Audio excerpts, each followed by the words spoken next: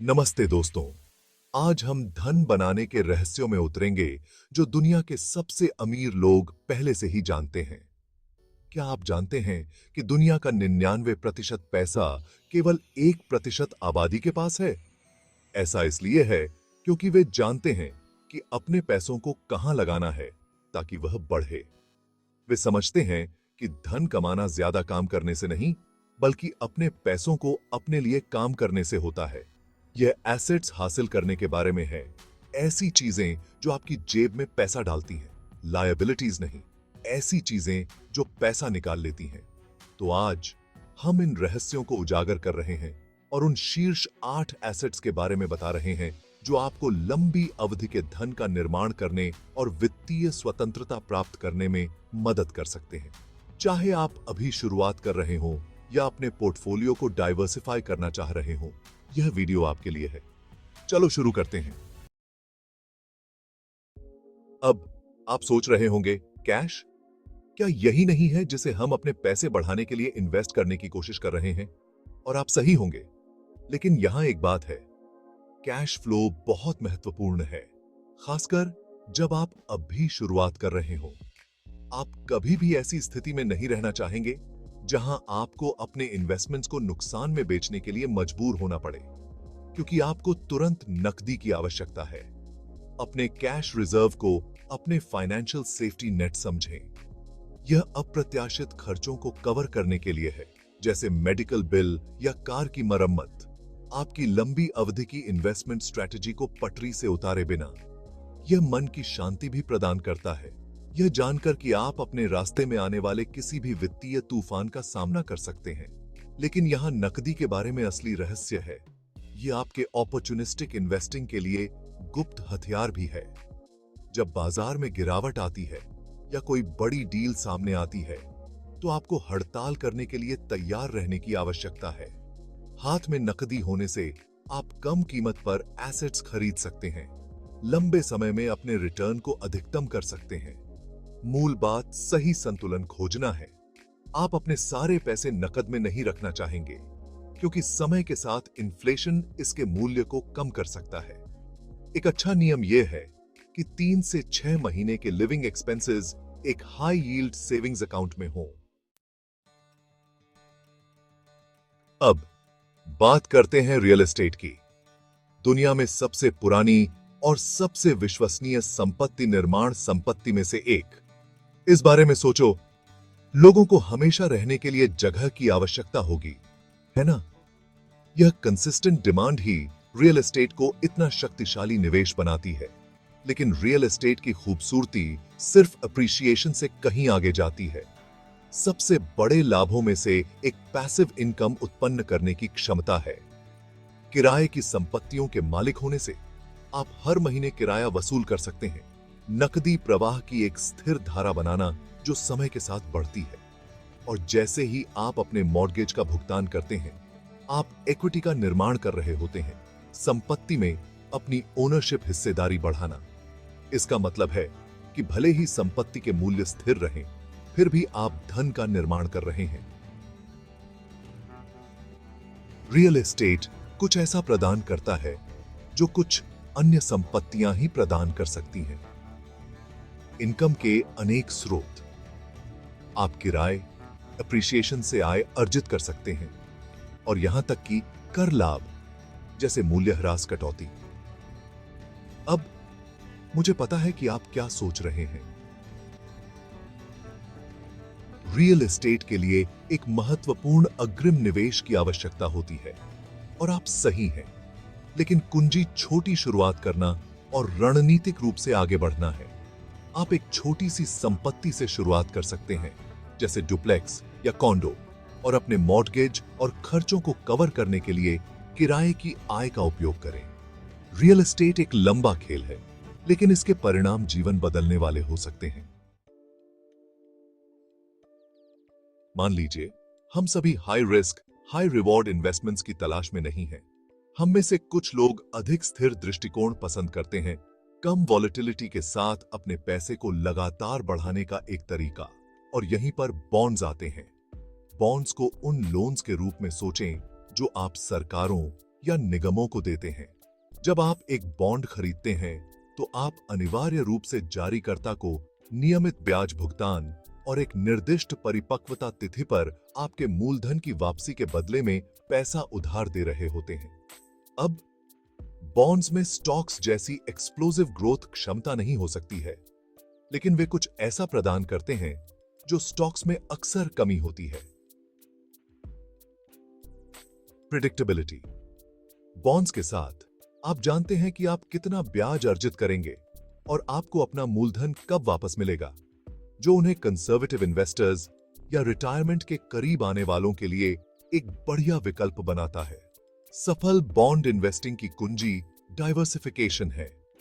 विभिन्न परिपक्वता अवधि वाले विभिन्न प्रकार के बॉन्ड्स में अपना निवेश फैलाकर आप अपने समग्र जोखिम को कम कर सकते हैं और अधिक लचीला पोर्टफोलियो बना सकते हैं। अब बात करते हैं स्टॉक्स की, जो अनगिनत व्यक्तियों के लिए धन सृजन का इंजन है। जब आप कोई स्टॉक खरीदते हैं तो आप किसी पब्लिकली ट्रेडेड कंपनी में ओनरशिप का एक हिस्सा खरीद रहे होते हैं। आप एक शेयर होल्डर बन जाते हैं, कंपनी के मुनाफे और विकास में भागीदार बनते हैं। स्टॉक्स ने ऐतिहासिक रूप से लंबी अवधि में अधिकांश अन्य एसेट क्लासेस को बेहतर प्रदर्शन किया है, जो उन्हें संभावित रूप से उच्च रिटर्न चाहने वालों के लिए एक आकर्षक विकल्प बनाता है। लेकिन यहां स्टॉक्स के बारे में एक बात है, वे बेहोश दिल वालों के लिए नहीं हैं। शेयर बाजार अस्थिर हो सकता है। कीमतों में आर्थिक परिस्थितियों, कंपनी के प्रदर्शन और निवेशक भावना जैसे कई कारकों के आधार पर उतार चढ़ाव होता है। लेकिन इसी अस्थिरता में अवसर भी निहित है। मजबूत फंडामेंटल और विकास के एक सिद्ध ट्रैक रिकॉर्ड वाली कंपनियों में निवेश करके आप संभावित रूप से उनकी सफलता की लहर की सवारी कर सकते हैं। सफल स्टॉक इन्वेस्टिंग की एक कुंजी है लॉन्ग टर्म मानसिकता को अपनाना। अपने पोर्टफोलियो को डाइवर्सिफाई करके, लगातार निवेश करके और धैर्य रखते हुए आप लंबी अवधि के धन के निर्माण के लिए शेयर बाजार की शक्ति का उपयोग कर सकते हैं। हर किसी के पास अलग अलग स्टॉक्स और बॉन्ड्स पर रिसर्च करने का समय, विशेषज्ञता या इच्छा नहीं होती है। यह शुरुआती लोगों के लिए भारी पड़ सकता है, लेकिन एक उपाय है म्यूचुअल फंड्स और इंडेक्स फंड्स। म्यूचुअल फंड्स पेशेवरों द्वारा प्रबंधित स्टॉक्स, बॉन्ड्स या अन्य एसेट्स की टोकरियां हैं। इंडेक्स फंड्स S&P 500 या डाउ जोन्स जैसे बाजार सूचकांकों को ट्रैक करते हैं। सबसे बड़ा फायदा डाइवर्सिफिकेशन का है। निवेश करने के लिए परेशानी मुक्त तरीके के लिए म्यूचुअल फंड्स और इंडेक्स फंड्स पर विचार करें। आइए अब कच्चे माल और कमोडिटीज के बारे में बात करते हैं। ये वैश्विक अर्थव्यवस्था की आधारशिला हैं। सोना, चांदी, तेल, प्राकृतिक गैस और कृषि उत्पाद। इनमें निवेश करने से इन्फ्लेशन के खिलाफ बचाव हो सकता है। जब इन्फ्लेशन बढ़ता है तो वस्तुओं और सेवाओं की कीमतें भी बढ़ती हैं। यहां कच्चे माल काम आते हैं। जैसे जैसे उत्पादन लागत बढ़ती है, वैसे वैसे कमोडिटी की कीमतें भी बढ़ती हैं। सोना सदियों से मूल्य का भंडार रहा है। यह एक मूर्त संपत्ति है, केंद्रीय बैंकों के अधीन नहीं। निवेशक इन्फ्लेशन के दौरान सोने की ओर आकर्षित होते हैं, जिससे इसकी कीमत बढ़ जाती है। इन्फ्लेशन से बचाव के लिए कच्चे माल और कमोडिटीज पर विचार करें। आइए अब हम बौद्धिक संपदा, विशेष रूप से पेटेंट्स की दुनिया में उतरें। पेटेंट एक आविष्कारक को दिया गया कानूनी अधिकार है, जो उन्हें सीमित समय के लिए अपने आविष्कार को बनाने, उपयोग करने या बेचने का विशेष अधिकार देता है। पैटेंट्स अविश्वसनीय रूप से मूल्यवान संपत्तियां हैं, क्योंकि वे आपके आविष्कारों को कॉपी या चोरी होने से बचाती हैं, जिससे आपको बाजार में प्रतिस्पर्धात्मक लाभ मिलता है। लेकिन पेटेंट्स की असली शक्ति पैसिव इनकम उत्पन्न करने की उनकी क्षमता में निहित है। आप एक आविष्कार का पेटेंट करा सकते हैं, दूसरों को आपकी अनुमति के बिना आपके डिजाइन का उपयोग करने से रोक सकते हैं। फिर आप अपने पेटेंट को अन्य कंपनियों को लाइसेंस देना चुन सकते हैं, जिससे वे रॉयल्टी भुगतान के बदले में आपके उत्पादों में आपकी तकनीक का उपयोग कर सकें। इसका मतलब है कि हर बार जब कोई कंपनी आपके आविष्कार का उपयोग करके कोई उत्पाद बेचती है, तो आप पैसा कमाते हैं, जिससे निष्क्रिय आय की एक स्थिर धारा बनती है। एक अन्य विकल्प यह है कि आप अपने पेटेंट को पूरी तरह से उस कंपनी को बेच दें जो आपकी तकनीक के अनन्य अधिकार चाहती है। इसलिए यदि आप एक आविष्कारक, उद्यमी या नई और नवीन चीजें बनाने की आदत वाले व्यक्ति हैं, तो पेटेंट की दुनिया की खोज करना वित्तीय स्वतंत्रता के लिए आपका टिकट हो सकता है। अंत में आइए ट्रेडमार्क्स के बारे में बात करते हैं। ट्रेडमार्क एक प्रतीक, डिजाइन या वाक्यांश है जो किसी कंपनी या उत्पाद का प्रतिनिधित्व करने के लिए कानूनी रूप से पंजीकृत होता है। एप्पल लोगो, नाइकी स्वूश या अमेज़न स्माइल के बारे में सोचें। ये सभी ट्रेडमार्क्स हैं और इनकी कीमत अरबों डॉलर है। ट्रेडमार्क्स मूल्यवान संपत्तियां हैं क्योंकि वे कंपनी की ब्रांड पहचान और प्रतिष्ठा का प्रतिनिधित्व करते हैं। वे उपभोक्ताओं को उत्पादों और सेवाओं की पहचान करने और याद रखने में मदद करते हैं, ब्रांड वफादारी बनाते हैं और बिक्री बढ़ाते हैं। लेकिन ट्रेडमार्क्स भी निष्क्रिय आय का स्रोत हो सकते हैं। पेटेंट की तरह ही आप अपने ट्रेडमार्क को अन्य कंपनियों को लाइसेंस दे सकते हैं, जिससे वे रॉयल्टी भुगतान के बदले में अपने उत्पादों पर आपके ब्रांड नाम या लोगो का उपयोग कर सकें।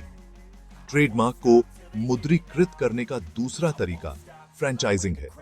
फ्रेंचाइजिंग व्यक्तियों को एक स्थापित ब्रांड नाम और व्यवसाय मॉडल का उपयोग करके अपने स्वयं के व्यवसाय खोलने और संचालित करने की अनुमति देती है। इसलिए चाहे आप एक उद्यमी हो, कलाकार हो या निर्माता हो, अपने ब्रांड को ट्रेडमार्क से सुरक्षित रखना आवश्यक है। तो ये रहे धन सृजन के लिए निवेश करने के लिए 8 सर्वोत्तम एसेट्स। याद रखें, धन का निर्माण भाग्य या लॉटरी जीतने के बारे में नहीं है। यह स्मार्ट निर्णय लेने, अपने निवेशों को डाइवर्सिफाई करने और अपनी संपत्ति को आपके लिए कड़ी मेहनत करने देने के बारे में है। तो आप किसका इंतजार कर रहे हैं? इन एसेट क्लासेस की खोज शुरू करें, अपना शोध करें और अपने वित्तीय भविष्य के निर्माण की दिशा में पहला कदम उठाएं। अगर आप धन सृजन के बारे में और अधिक सुझाव चाहते हैं तो लाइक, सब्सक्राइब और कमेंट करें।